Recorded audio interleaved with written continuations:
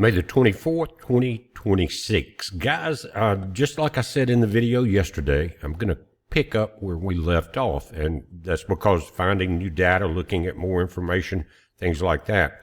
And so for the next couple of weeks, we're going to kind of keep our eyes focused on this topic because it happens to be the most important one facing the U.S., and it will have worldwide reverberations. What you're looking at, guys, is 1 year ago and to the date. Now, you're seeing drier patterns here.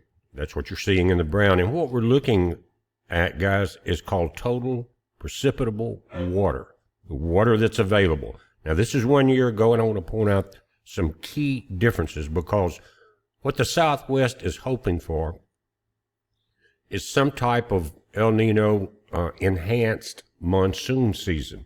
I don't think it's going to happen. I'm going to show you why.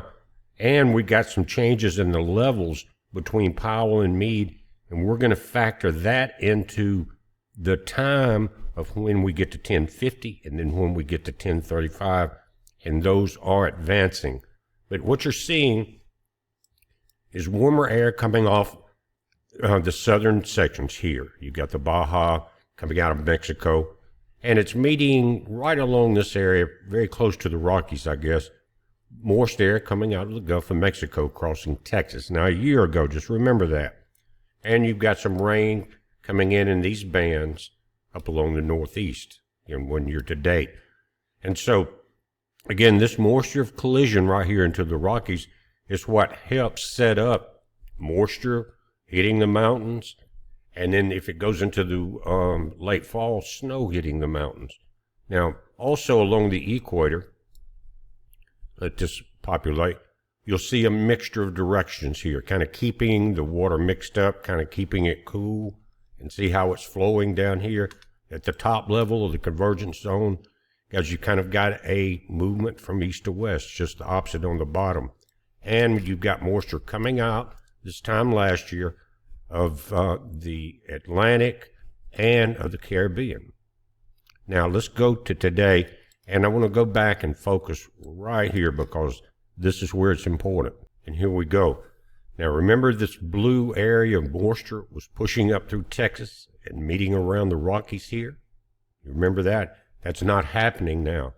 And these two vortices that have dropped pretty far south are really what are called rain blockers. You see what they're doing? They're picking up the precipitable water, and that's what we're looking at, and pushing it back out into the Pacific Ocean.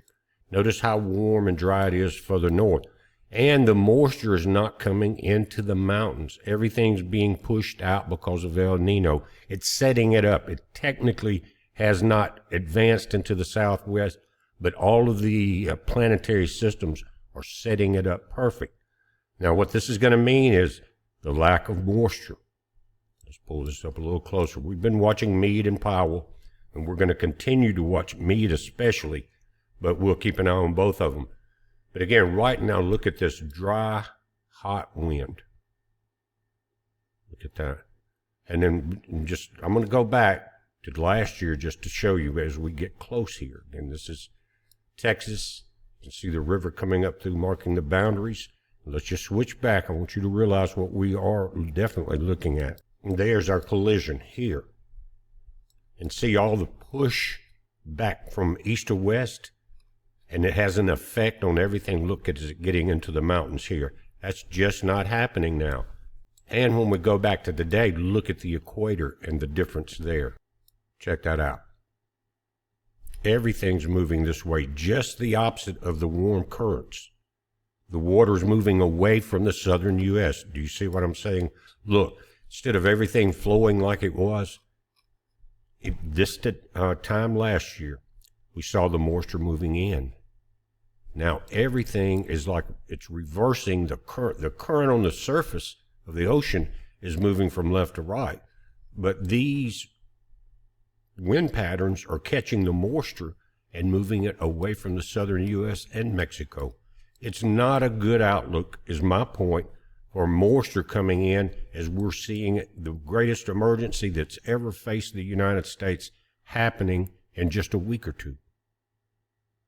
And the dates have moved up from yesterday simply because of what we're seeing here, putting that data in and looking at the new maps or the new data from Lake Mead and Lake. Now let's take a look at Mead. Remember, the measurements are from the day before. In other words, it's showing May 23rd. They're going to measure the height today, and it will be up in tomorrow's information. That's how it works. But if you remember, this is 14 days, and the elevation in the video yesterday was 1051.81. It's now 10, or as of yesterday, the actual data is 1051.75. And notice the change was much less. This is 14 days, and a couple of days ago, this was an average of 2.1. Now, this is the lowest average of drop that we've seen, but there's a reason for that. Let me move this graph over just a moment. Again, last 14 days, and what you're seeing is the content has dropped about 80,000 acre feet here, but the inflow, guys, 8109. And it is pretty much the average. Why is that? That's because Lake Powell above it has limited at about 8,000 feet. In other words, they have not stopped their water flow, but they've stopped the amount. And so this is what Mead is going to get at maximum throughout the summer. Now, but here's the big deal and why we only saw 0.6 change and such a small 0.6 drop in feet. Because they decreased the outflow. Let me slide this over. Yesterday or the day before was 11,600 cubic feet per second. So they dropped it to 9,610, 2,000 foot and 10 cubic feet per second drop in outflow. So naturally, as they try to prop up Mead and the mainstream media's narrative, you're going to see a smaller change, and smaller change here and here, but at what cost? As the outflow cuts, they have an allocation that they have to release a certain amount of water downstream. And so I don't know where that conflict will come to its head, but we're seeing temperatures go up. We're going to be in the triple digits next week, and things are going to start to get critical. But again, the prop up of the elevation, let me go back, here was because of the cut. They cut their drain out or down. And so we had putting in all the data, we had to put this in too, going 2,000 feet less on the outflow, and then try to put in the 12-day weather forecast. Again, we're going to see some triple digits near the end of the week, and then the lack of rain and the V bottom of Lake Mead. In other words, if you go down a foot, it starts dropping much quicker because you have so much less acre feet on, at the surface level at that point. But again, you stop the outflows and you start to maintain a visual of a decreased drop. That's not going to hold out very long because the evaporation rate is about to increase quite significantly. So let's look at what the outcome was using this new information. And you can see it's actually extended it just a little bit, a couple of days, because of cutting the outflow rate down to 2,000. Again, how that will play out for the folks downstream, we'll just have to wait and see. But something I noticed very interesting was that I looked before I started the video at some of the headlines from Vegas news outlets there and some down in Phoenix. No one's talking about it. And guys, we're talking about 10.6 days away if everything stays where it's at now. We were looking at just a little bit less than that. But guys, that is it will happen between June the 3rd and June 4th, hitting 1050. That's where it starts to go downhill. Now 1035, which is 15 feet lower than that, is coming much quicker too. But this, all the data fed in, and it's called a blended drop, again, including the temperature, the lack of moisture, El Nino effect, the decrease in outlet by Mead. Then we were looking at an average of about 0.165 feet per day, and that puts that target at 10.6 days from now. So it says again, the arrival date for 1035 is June 3rd to June 4th. Today is May 24th. It says it gives us roughly a 10 to 11 days. Maybe that's where I need to start counting down on the thumbnails. This places the absolute breach of 1050 squarely between Wednesday, June 3rd and Thursday, June 4th, 2026. Guys, in doing the calculations, compared it with the National Weather Service, the Bureau of Reclamation, and people like that, they are not figuring in any of these extra factors. They're almost, it's like measuring a round, perfectly round square to bottom tub. For every foot that you drop, it's going to stay the same amount of water. That's not how it works at all. And when you decrease the outflow, of course, that slows it down. But it's temporary. They're extending it a couple of days, but very, very temporary on the time scale, guys. And it goes on to say you can calculate the fate of the Colorado River system by looking at spreadsheets in a vacuum. You have to factor in the compounding physics of the increased ambient temperatures and the dry El Nino pattern. When you layer those macro climate drivers over the live data that drop to the critical turbine lines, moves with frightening speed. Guys, mainstream's not talking about it. They're afraid of creating panic, and I'm sure they're being paid well to keep their mouth shut. But guys, what do you see the tipping point for where mainstream suddenly reverts away from the war or from politics? Or right now, LA, you've got that the tank, that chemical tank they're trying to desperately keep from heating up and exploding. But when do you think that timeline, when you suddenly see by June 3rd and 4th, the beginning of the panic with mainstream media? Now, they're going to tamper it down to the very last drop of water, believe me. But it's going to have to be something like rolling blackouts are starting. Because you look at Mead, guys, 1050, they're going to have to pretty much start relying on a lot less turbines. And what they're not talking about is they have one of these multi-million-dollar turbines down for repair. It'll take it another year at least to be fixed. And if you realize that, guys, they're basically throwing the $52 million, I think it is, to fix this thing into a vortex, because it's a year from now. Think about that. I think 52 million they're going to drop in it, and they just did it, I think, 2 or 3 days ago. They're starting to realize, they're not letting mainstream know about it, but they're starting to realize and panic. They've got to do something. And what happens when you got a bunch of politicians in a panic? They start throwing money at the problem, hoping to appease the voters for at least a temporary period of time. So we're going to be well past 1050 in a few days, and by August, now it looks like we're going to be past 1035. So they will no longer be able to hide anything. And you talk about massive blackouts and rolling blackouts, that will start to be the headlines. Rolling blackouts to preserve what little grid's left. And one of the factors in the grid situation is that we're using very old components, some of them 20 or 30-year-old transformers, from what I'm reading, and they can't handle the 24/7 run of the data centers. Also, if you lose the water and you start to depend on less turbines, that's more stress on the system overall. And the system's not going to handle it. So you add that into the fact that it's 2 or 3 years wait for a new set of transformers, especially the big ones, then there's a disaster coming. But they're throwing 52 million at it right now. And it makes me really wonder where that money's going. Just saying. Because there's nothing going to be left to fix there when you don't have water. You saw the weather report and what we're seeing in the drying patterns right now going through half the nation. The season is not setting up like it did last year. There's a big difference.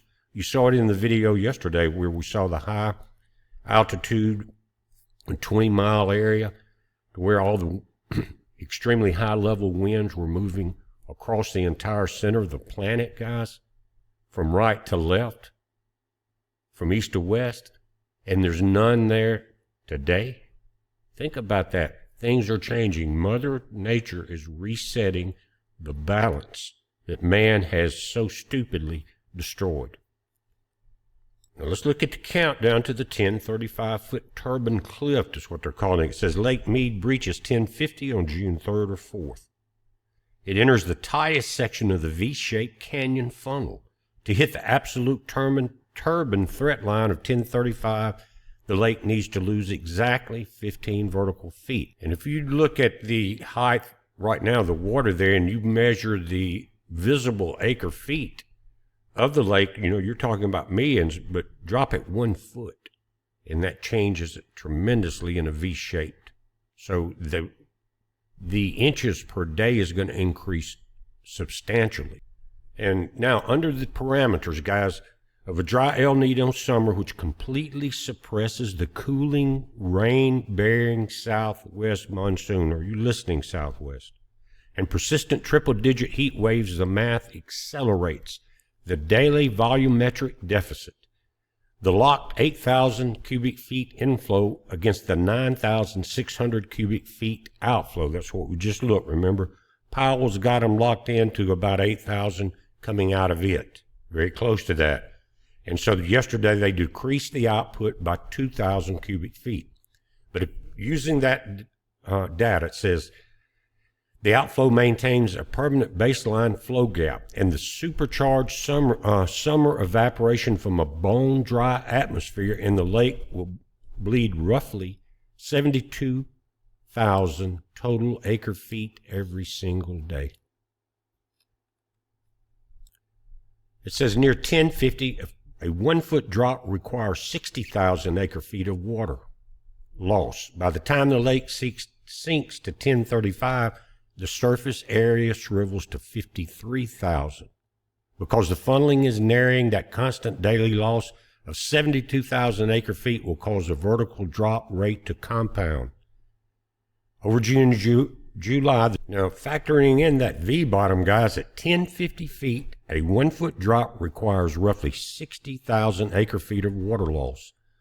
By the time the lake sinks to 1035, that's where most of the power and water is shutting down, the surface area shrivels to 53,000 acres.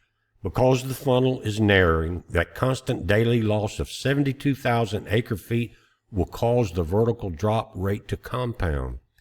Over June and July, the true daily vertical drop rate will steadily march up from 1.6 or 0.16 feet, passing the observed 2.1 baseline we saw a couple of days ago, and peaking at an aggressive 0.25 to 28 feet per day in the dead of July.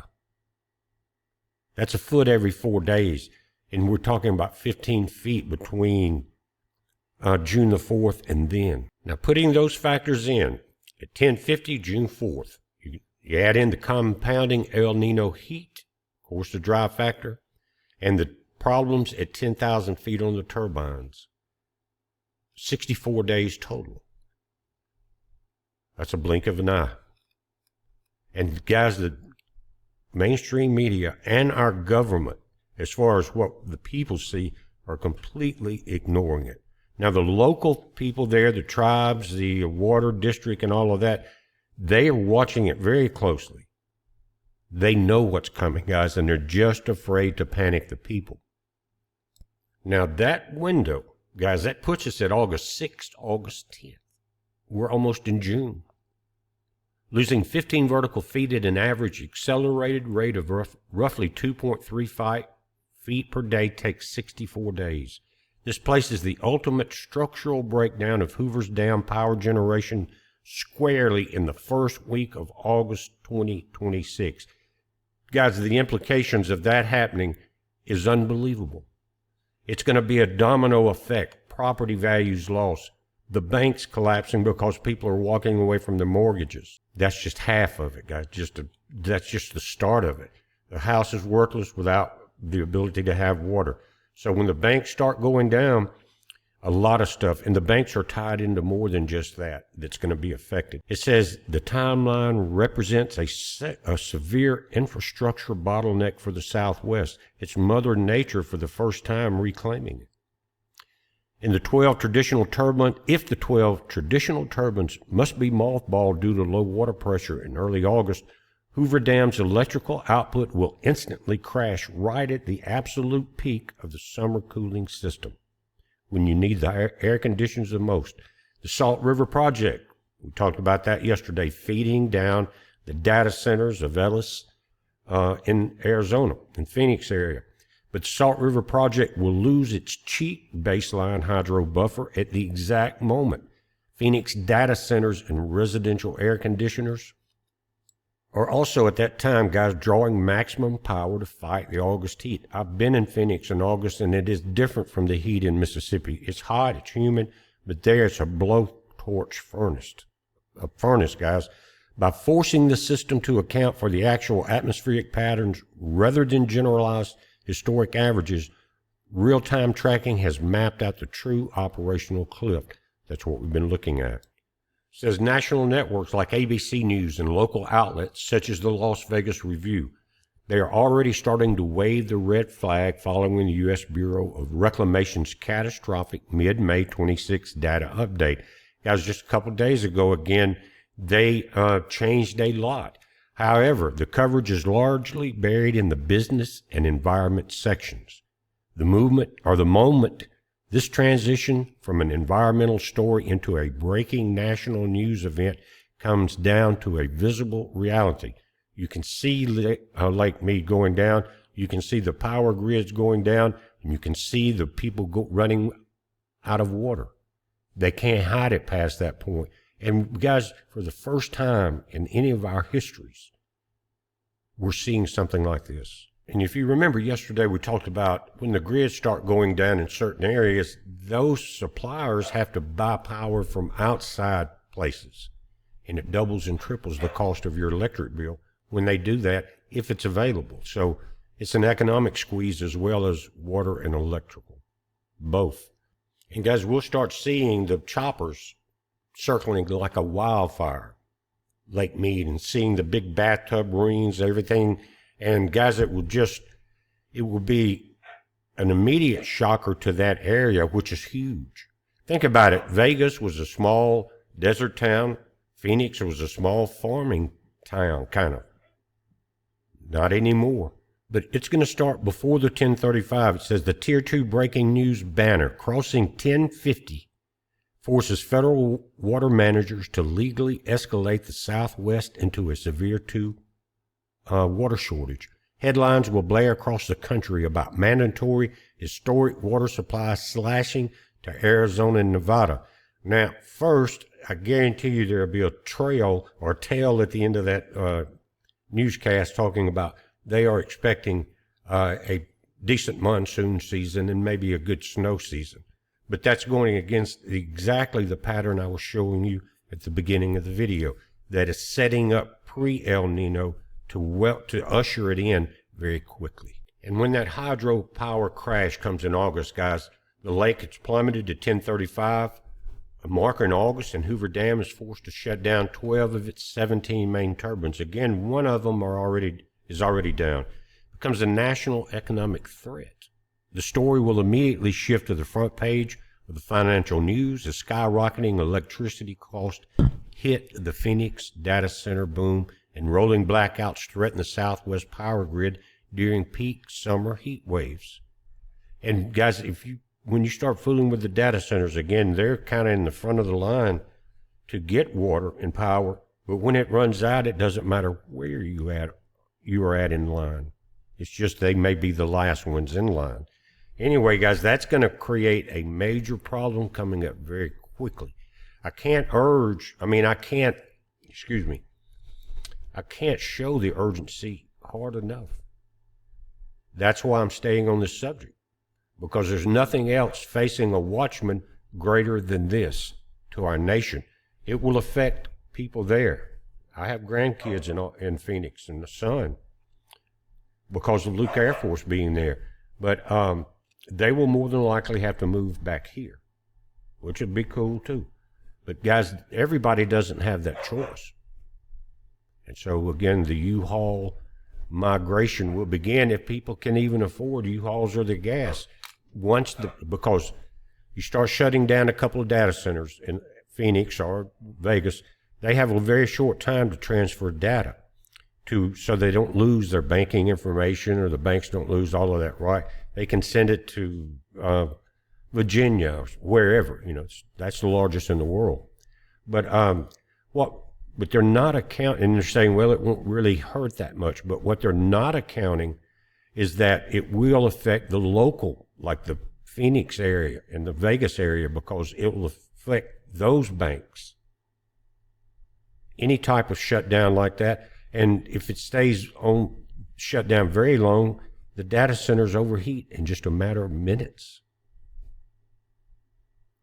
So Mother Nature has let man put together his own destruction to allow Mother Nature to rebalance itself. God uses who he will. And guys, there's still some, I don't know where they're at, but they're on YouTube. I don't know where their mind is at, talking about 2030 and 2040 when this is going to happen. But a lot of times, and there's a couple of higher level YouTubers out there, not higher level, mid-level, that are definitely paid off. I'm not mentioning any names, but they're in the movement with MSN to go right along with the narrative. Again, no names. But the mainstream media has spent years treating the Colorado River crisis as a slow-moving, long-term problem for 2030 or 2040. But because the tracking of real-time physics, the closed tropical moisture highway we looked at, the 110-degree heat dome coming up next week, and the frozen inflows from Powell, we've identified the structural trap months before the cameras arrive or before the data that they use comes into play. But what we've done is break it down by the numbers, including heat factors, lake droppage, lack of moisture, the entire thing, and as close as you can technically get it. Now, what we're going to see because of the V-bottom is a greater decline in the coming days. Now, at what point, I don't know, will Mead be forced to cut more output? They cut from 11,600 cubic feet of output yesterday to now 9,600, like we saw. Will that continue, or will the downstream people legally force them to keep that open? Because the only way they can slow it down now is to almost cut off the output. And that would throw a big wrench into the machine, if you understand what I'm saying. Now, what will happen, again, some of the things during June 3rd and 4th, at the 1050 threshold, guys, the feds more than likely will have to step in. They will automatically have to declare the Tier 2 water shortage. That's law. As Lake Mead plummets past critical 1050-foot line, Arizona and Nevada face an unprecedented mandatory water slashes following this severe winter snow drought. The reservoir is emptying. Images will reveal Lake Mead shrinking at rapid rates as the heat wave settles over the southwest. That's going to be quite an image, but it's going to be the way it used to be. And we are one of the few generations that will be alive during such a climate change. Again, it would be a slow change, or almost no change except for temperature, if man had never dammed it up and tried to create Vegas and Phoenix and some other cities. It would have been just fine. You'd had low water some years, higher water other years, just like any other river. But when you build up with a battery you think that's infinite, it's a terrible mistake when you fool with Mother Nature. Now, after that 1050 drop, guys, we're going to see it continue to accelerate down to 1040. The Phoenix data center boom threatens to overwhelm the strained Arizona power grid by that point. You're only, at that point, guys, 5 feet from the collapse and shutdown of Lake Mead and Hoover Dam. The extreme 110-degree heat pushes aging western transformers to the thermal breaking point. Power prices skyrocket in the southwest as Hoover Dam hydropower, the generation's capability, rapidly degrades, guys. Think about that. All the things are hitting at once, and none of them are positive. There's a reason for that. And guys, as the turbines are forced offline, you're going to start seeing blackouts because of the grid operators are forced to do it to maintain any grid stability at all. The 12 main power generators mothballed at Hoover Dam amid extreme energy shortage. Think of that. The unwinding of the West is going to happen. Rolling outage protocols triggered to protect melting substation infrastructure. Think of that. So when you see the rolling blackouts, again, what happens in a blackout? You can't get to the bank. You can't do much of anything with everything tied to a digital card.